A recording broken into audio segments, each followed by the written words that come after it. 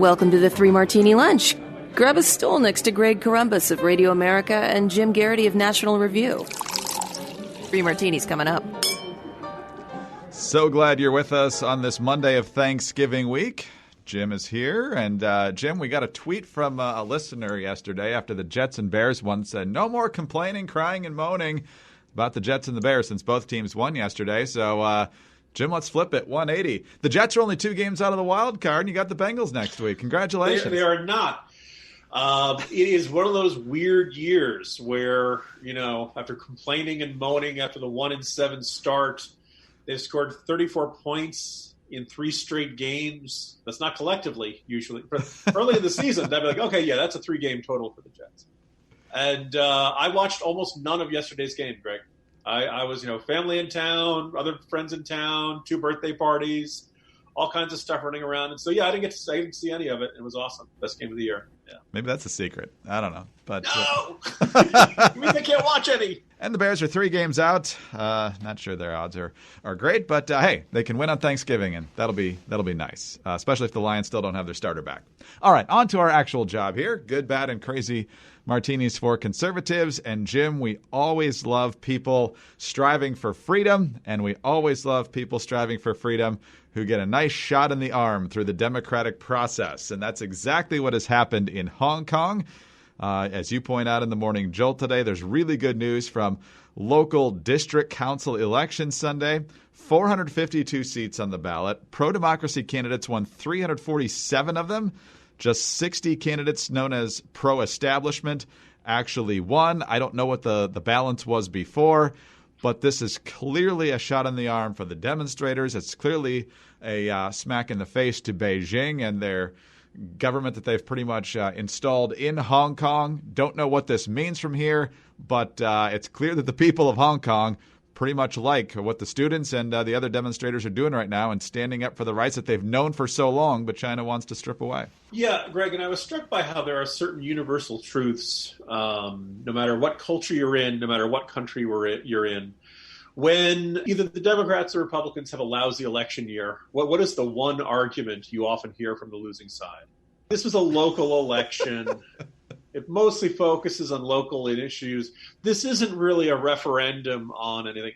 Now, technically, these were local city elections. And no, they were not technically, this was not explicitly that there was a pro-freedom party and a pro-Chinese government party. But everybody knew which bloc each candidate was with. And, it's one of those things where I can't imagine at this moment, as there are giant protests in the streets, there are crackdowns that are increasingly violent, tear gas everywhere, they're raiding colleges and universities. Anybody who gets a mask, the cops come in and start trying to hit them with batons. I just don't think these elections turned on potholes. Right? I think it's safe to say, if you're in Hong Kong right now, there is one big issue that is on everybody's mind. And it was very clear what people's views were, and it was something like close to 76% were with the pro-freedom, pro-Hong Kong autonomy, anti-Beijing point of view. And that's a good sign. Now, obviously, as with everything in Hong Kong, there is that big question of, okay, what happens now?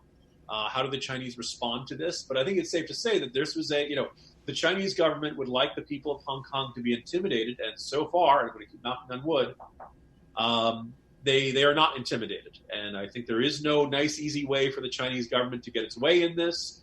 Obviously, the risk of a even more violent crackdown is potentially there. Hopefully, this will discourage them because they recognize that they would be fighting with basically everybody in Hong Kong if they really tried to take things down that road. Jim, we know that President Trump, especially from recent transcripts, is pretty quick with the effusive congratulations on winning elections. I mean, I know it's district council elections, but given the circumstances, he could throw out a generic tweet. But I know he's close to supposedly hammering out a trade deal here, so I'm guessing he's going to keep his powder dry again. Last week he said, we stand with the protesters, but we also stand with the Chinese. And it's the only stance in the world that could get like LeBron James saying, come on, man.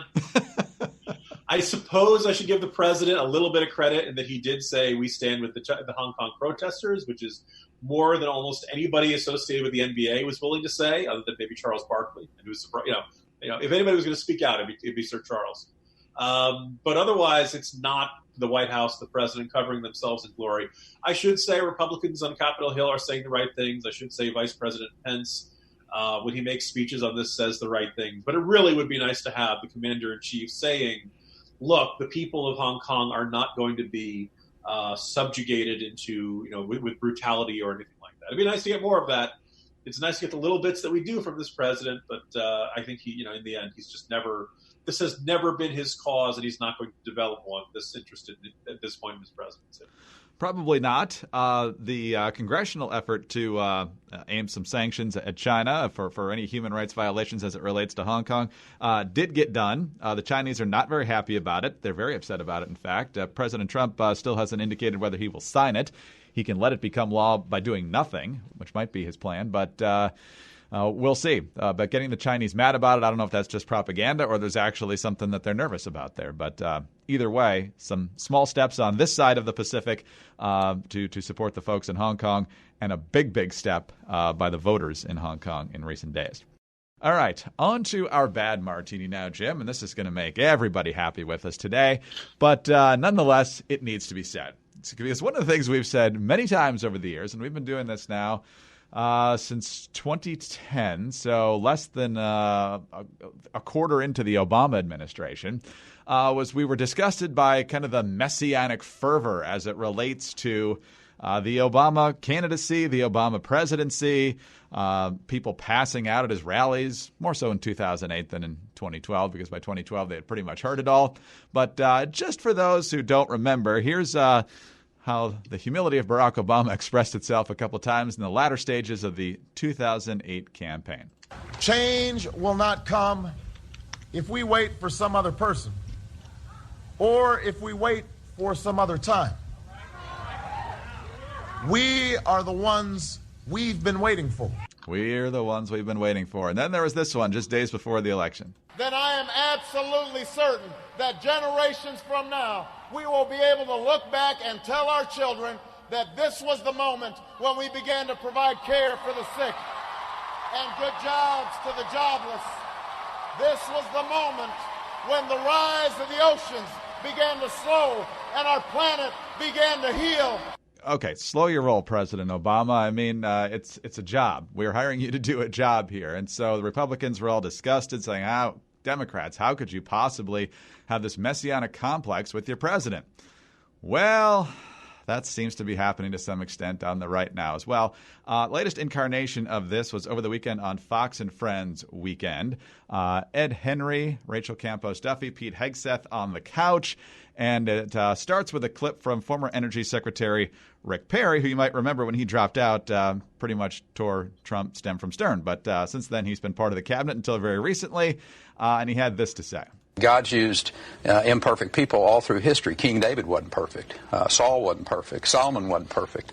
And I actually gave the president a little one-pager on those Old Testament kings about a month ago. And I shared it with him. I said, Mr. President, I know there are people that say, you said you were the chosen one. And I said, you were. I said, if you're a believing Christian, you understand God's plan for the people who rule and judge over us on this planet in our government. And less people on the left attack Rick Perry. He pointed out to me, he believes Barack Obama was sent by God as well. He said for that moment and that time. He said he thinks for this moment and this time, Donald Trump was sent by God to do great things. So we're going to play the whole clip later, but I think it's interesting. One more clip to come here. First of all, I think saying King Saul wasn't perfect might be the greatest biblical understatement of all time. But Pete Hegseth talking here, and then Rachel Campos Duffy taking it to a whole other annoying level. And I'll tell you, Ed, going across the country talking to supporters of this president, they feel precisely the same way Rick Perry does. They hear the attacks from the media about who he is and his background, and they dismiss it and say God has used imperfect people forever because we're all imperfect. But what he has withstood is unlike what really any other mortal could understand. So that having that memo, they also say, I don't need a savior, I already got one. I've heard that a lot, and there's something true about that. No, there's nothing true about that, actually. Jim, As a Christian, I believe that God is sovereign. He knows who's going to be in charge. Doesn't mean he approves of it. I mean, you can just look at the Old Testament, and king after king does evil in the sight of the Lord. We need people to think bigger than this. The politicians, maybe in our secular society, have taken on a whole new level. They expect the politicians to make their lives happy and perfect because they're unsatisfied in some way. Again, I think it's a secularization thing. Be happy that the president does things that you think line up with your faith. If he's pro-life, or he appoints judges that are likely to be pro-life, or stands up for religious freedom, that's fantastic. But a Messiah is not the person who's going to cut your taxes and work on climate change. The Messiah comes to save you from your sins. So people, we're hiring these people. They're not the Savior. Yeah. I mean, if you invoke God uses imperfect people all the time as a argument or as a point to recognize that all of us are flawed, that all of us are going to fall short, all of us are going to make mistakes, all of us are going to have some sin, some wrongdoing, some great flaw that's probably going to hold us back at some point. Fine. Neither you nor I would disagree with that, and I think most Christians would not disagree with that. The problem I don't like, Greg, is when it starts getting invoked as sort of a get-out-of-jail-free card or a moral, look, everybody's imperfect, Greg. Jeffrey Dahmer just had different taste in cuisine. And the degree to which, imperfect, yes, there's a lot that gets covered by imperfect, All kinds of religious leaders are imperfect. When you see somebody rolling out well, I'm not perfect as a defense, that's really making the most minuscule concession to the other side you can possibly make. But beyond that, I think what really kind of irks me, Greg, there's this quote, I've seen it attributed to Charles de Gaulle, and apparently if you go down trying to figure out who actually said it, there's not a clear evidence of who the original speaker was. The graveyards are full of indispensable men. Right. In the United States of America, we have term limits, but nobody the only people who are on a particular position for life are Supreme Court justices, and I think you can probably pretty strongly argue that it was not really meant to be that way because the life expectancy was a lot shorter back then. When you have a system like this, you end up with a bunch of septuagenarians all running for president. This idea that we have term limits, we expect some churn, we expect some turnover. These jobs that you get are not yours for life. You have to earn them back every couple of years before the electorate. And I think that's good. And I think everybody should recognize that, you are not here and you're not emptying up this, immanentizing the eschaton, to quote William F. Buckley. You are not here necessarily, and you're not going to build God's kingdom on earth. That's waiting for us after all of our current ordeals. That's coming someday. But in the meantime, you're supposed to deal with the here and now. And at some point, you got to pass that torch along to somebody. And you see this in just about every scandal. And I remember probably the most great example of this in recent years was Al Franken, right? And so Al Franken had the various accusations of women who said he'd been touching them inappropriately. There was the infamous photo of him on the USO tour and things like that. And there were a bunch of progressives who were like, wait, we can't give up Al Franken. And there were a couple of the accusers and a couple other progressive writers like, wait a second. When did Al Franken turn into the one guy we could never lose in the U.S. Senate? It's Minnesota. They grow progressive Democrats on trees out there, right? You know what's going to happen if Al Franken resigns? We're going to get another progressive Democrat who's going to vote the exact same way right in there, right? Al Franken, you are not so special. The state's not going to fall apart without you. The Senate Democrats will not be lost. Are there certain people in public life that, wow, I really like that. I really like the way they stand for it. I really like the way they express their view. Yeah, that's great. But all of us are replaceable. God forbid I get hit by a bus tomorrow. Greg will find somebody else from National Review to take over that, I hope. Or maybe not. Maybe they did. It'd be kind of awesome.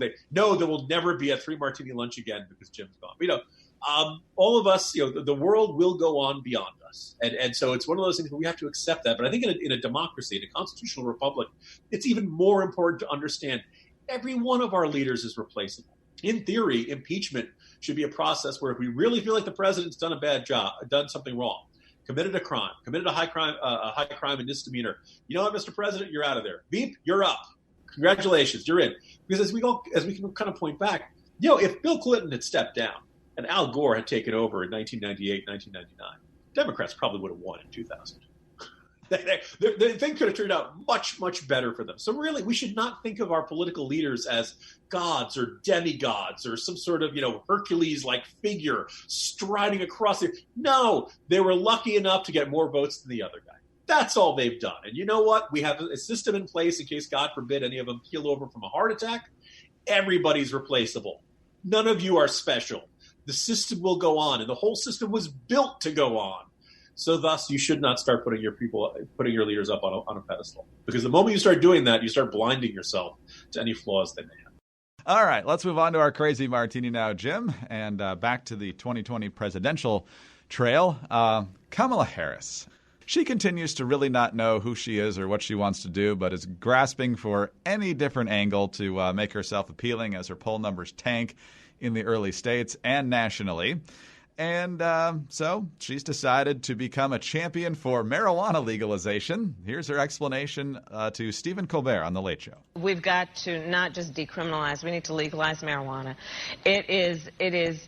The whole war on drugs was a complete failure, and we have criminalized whole populations of people. I mean, you want to talk about gateway, that approach is the gateway to America's problem of mass incarceration. Mass incarceration. So who put these people in prison anyway? Let's go back to July. Tulsi Gabbard, second presidential debate. She put over 1,500 people in jail for marijuana violations and then laughed about it when she was asked if she ever smoked marijuana.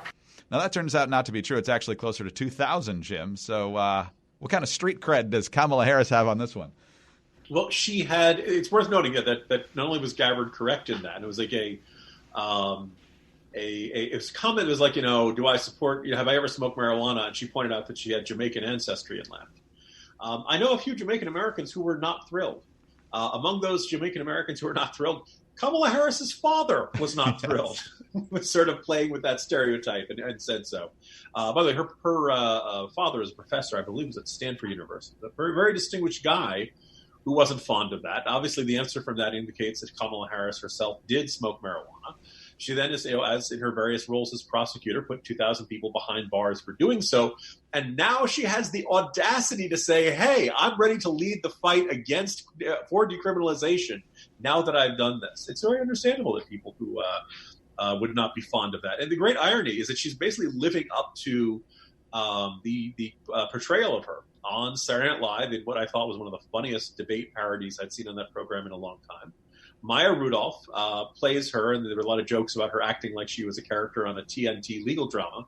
But at one point she said, I'm the fun aunt, I'm the funt, but she said, I'm the kind of cool aunt who will give you marijuana and then arrest you for possessing it. And that line got a really big laugh. And I think it got a really big laugh because people knew it was true, that she was trying to have these two roles that she was playing simultaneously. And so that's, I think, this is a campaign that has had, fallen like Icarus, you could say. And I think we're now in the take everything against the wall, throw everything against the wall and see what sticks.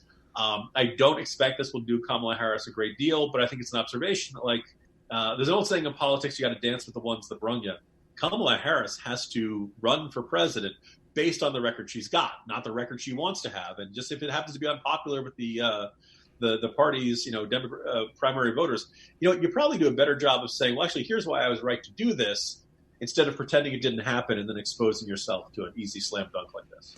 Exactly. It's not like she positioned herself as, the only Nixon could go to China candidate on this issue after being a prosecutor for so long and incarcerating all these people. Now I finally, no. She's just pretending none of that actually happened, which is why I think she comes across as one of the phoniest ones of the bunch, and even phonier than Beto was, because Beto just reminded me of a kid who just wanted everything in the toy aisle at Walmart or wherever. And Harris is just far. I don't know anything about that, do you, Greg?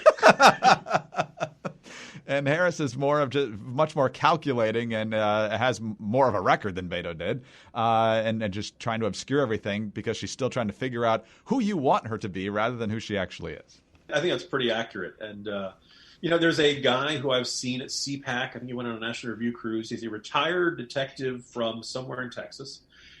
He walks around with this giant T-shirt that says, ask me about marijuana legalization or something like that. And he wears a big cowboy hat. I'm afraid I can't remember the gentleman's name, but basically I've seen him. He goes to various political events, and he works for an organization representing retired law enforcement officials who want to decriminalize marijuana. And I believe he wants to decriminalize a whole bunch of other drugs too. And I'm not quite as big a fan of that, but he's got the personal story there that he had arrested a bunch of people, put them behind bars for marijuana, and he kind of recognized this is not really helping them in their lives. They are not necessarily violent criminals. They probably need to get their lives together, but prison's not going to do it. And he's, I've had quite a few conversations with the guy. It's a very rational one. And if at some point, Kamala Harris doesn't even try to say, I put somebody away and I look back and I realized that was the wrong decision. That wasn't really serving justice. This person needed a treatment program more than they needed to be in prison. If you did that, at least maybe some people would believe you had a conversion on the road to Damascus, to kind of tie the theme of all of our martinis together today. But she doesn't, and I think she just kind of pretends and hopes that no one will notice her record as a prosecutor, and this is where we are. Well, maybe the legal drama will work out for her, because the 2020 campaign is not, so far at least. Jim, have a good day. See you tomorrow. See you tomorrow, Greg. Jim Garrity of National Review. I'm Greg Corombos, Radio America. Thank you for being with us today. Don't forget to subscribe to the podcast. Leave us a great review if you're so inclined. We appreciate that very much. Have a great day, and tune in again Tuesday for the next 3 Martini Lunch.